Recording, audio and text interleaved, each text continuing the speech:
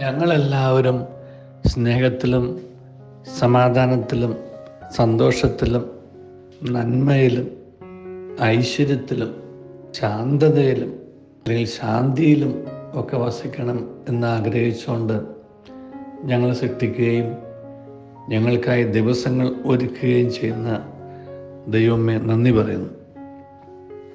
അങ്ങ് ഇവയെല്ലാം ആഗ്രഹിക്കുകയും ഞങ്ങൾക്കായി നിയോഗിക്കുകയും ചെയ്തു എന്നുണ്ടെങ്കിലും ഞങ്ങളാണ് ഞങ്ങളുടെ ഓരോ ദിവസത്തെയും സങ്കീർണമാക്കുന്നത്, അശാന്തി കൊണ്ട് നിറയ്ക്കുന്നത്, അസ്വസ്ഥത കൊണ്ട് നിറയ്ക്കുന്നത്, അസന്തോഷം കൊണ്ട് നിറയ്ക്കുന്നത് എന്നൊക്കെ ഞങ്ങൾ തിരിച്ചറിയുന്നു.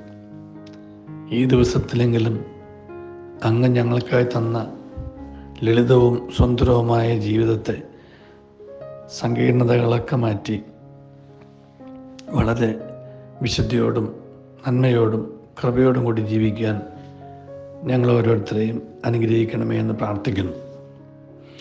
ഈ ഒരു പ്രാർത്ഥന വളരെ പ്രധാനപ്പെട്ടതാണ്. നമ്മളൊക്കെ പഠിച്ചിട്ടുള്ളത് മാൻ പ്രപ്പോസസ് ഗാഡ് ഡിസ്പോസസ് എന്നാണ്. മനുഷ്യൻ ഓരോന്ന് ആഗ്രഹിക്കുന്നു, പക്ഷെ ദൈവം അത് മറ്റു വിധത്തിൽ തീരുമാനിക്കുന്നു എന്നൊക്കെ മലയാളത്തിൽ പറയും. പക്ഷേ സത്യസന്ധമായി നമ്മളൊക്കെ ചിന്തിച്ചു കഴിഞ്ഞാൽ ദൈവം ആഗ്രഹിക്കുന്നത് മനുഷ്യനല്ലേ അത് സങ്കീർണമാക്കുന്നത്. ദൈവത്തിൻ്റെ ആഗ്രഹങ്ങളും ദൈവത്തിൻ്റെ നിശ്ചയങ്ങളും നമ്മുടെ ഓരോരുത്തരുടെയും ജീവിതത്തിൽ നിറവേറിയിരുന്നു എങ്കിൽ, നാം നിറവേറ്റിയിരുന്നുവെങ്കിൽ നമ്മുടെ ജീവിതം ഇത്ര സങ്കീർണമാകുമായിരുന്നു, ഇത്ര പ്രശ്നകരമാകുമായിരുന്നുവോ, ഇത്ര അസ്വസ്ഥമാകുമായിരുന്നുവോ? തീർച്ചയായിട്ടുമില്ല. അപ്പോൾ എങ്ങനെയാണ് ജീവിതം സങ്കടകരമായത്, ജീവിതം അസ്വസ്ഥമായത്, ജീവിതത്തിൽ അശാന്തി ഉണ്ടായത്? അത് ദൈവം ആഗ്രഹിച്ചത് നാം നിറവേറ്റാതിരുന്നപ്പോഴാണ്, അല്ലെങ്കിൽ ദൈവത്തിൻ്റെ ആഗ്രഹത്തിന് വിരുദ്ധമായിട്ട് നാം നിലകൊണ്ടപ്പോഴാണ്. അത് അറിയണമെന്നുണ്ടെങ്കിൽ മനസ്സാക്ഷി ഒന്ന് പരിശോധിക്കണം. ഈ മനസ്സാക്ഷി ഉണ്ടെങ്കിൽ പറയൂ എന്ന് പറയുന്നത് വെറുതെ അല്ല. മനസ്സാക്ഷി പരിശോധിച്ച് കഴിയുമ്പോഴേ ഇത് മനസ്സിലാവുകയുള്ളൂ. ആ മനസ്സാക്ഷി ഒന്ന് പരിശോധിക്കാൻ വേണ്ടിയിട്ട് ആണ് പലപ്പോഴും മനുഷ്യന് പല ദുർഘടമായ സമയങ്ങളോ അവസരങ്ങളോ ദൈവം നൽകുന്നത് എന്ന് പോലും എനിക്ക് തോന്നിയിട്ടുണ്ട് വ്യക്തിപരമായിട്ട്. കാരണം ഒന്ന്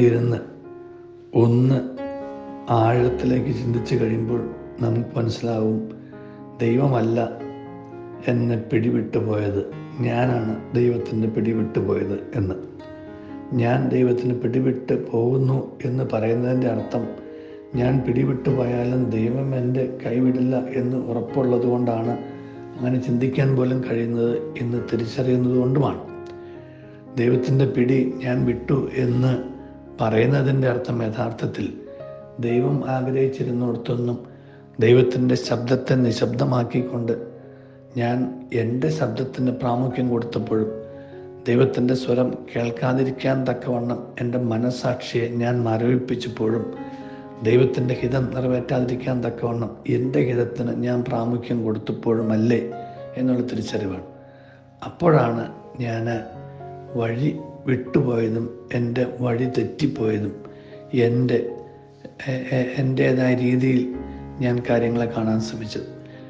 ഒരു കാര്യവും നമ്മുടെ കയ്യിലല്ല എന്നുള്ള തിരിച്ചറിവും സർവ്വതത്തിൻ്റെ അന്തിമ തീരുമാനം ദൈവത്തിൻ്റെതാണെന്നും നാം കാണുകയും നാം ചിന്തിക്കുകയും നാം കാണുകയും നാം പറയുകയും നാം പ്രവർത്തിക്കുകയും ചെയ്യുന്ന എല്ലാം അറിയുന്ന ഒരു ദൈവമുണ്ട് എന്ന് തിരിച്ചറിയുകയും ആ ദൈവത്തിൻ്റെ മുമ്പിൽ നമ്മൾ ഒന്ന് നിൽക്കാൻ തയ്യാറാവുകയും ആ ദൈവത്തെ കബളിപ്പിക്കാനാവില്ല എന്നുള്ള തിരിച്ചറിവ് നമുക്കുണ്ടാവുകയും ചെയ്യുകയാണെങ്കിൽ ജീവിതത്തിൽ വലിയ മാറ്റം വരും.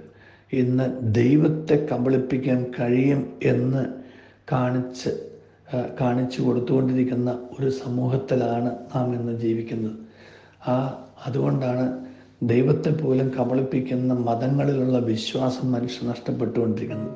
ആ മതങ്ങളിലുള്ള വിശ്വാസ്യത നഷ്ടപ്പെട്ടതാണ് ഇന്നത്തെ സമൂഹത്തിലെ പല സങ്കീർണ പ്രശ്നങ്ങളുടെയും ഒരു കാരണവും. കാരണം സത്യസന്ധതയും ആത്മാർത്ഥതയും ഇല്ലാത്ത ഒരു മതജീവിതത്തെ ആര് സ്വീകരിക്കും? സത്യസന്ധതയും ആത്മാർത്ഥതയും കാണിച്ചു കൊടുക്കാത്ത, സത്യത്തോട് തുറവിയില്ലാത്ത ഒരു മതത്തെ, ഒരു മതജീവിതത്തെ എങ്ങനെ മതജീവിതത്തിന് എങ്ങനെ ദൈവത്തെ കാണിച്ചു കൊടുക്കാൻ കഴിയും? അതുകൊണ്ട് മനുഷ്യൻ ദൈവത്തിൽ നിന്നാകുന്നു, കാരണം മനുഷ്യൻ മതത്തിൽ നിന്നാകുന്നു. കാരണം മതങ്ങൾ പൊള്ളയാണെന്ന് മനുഷ്യൻ തിരിച്ചറിഞ്ഞു.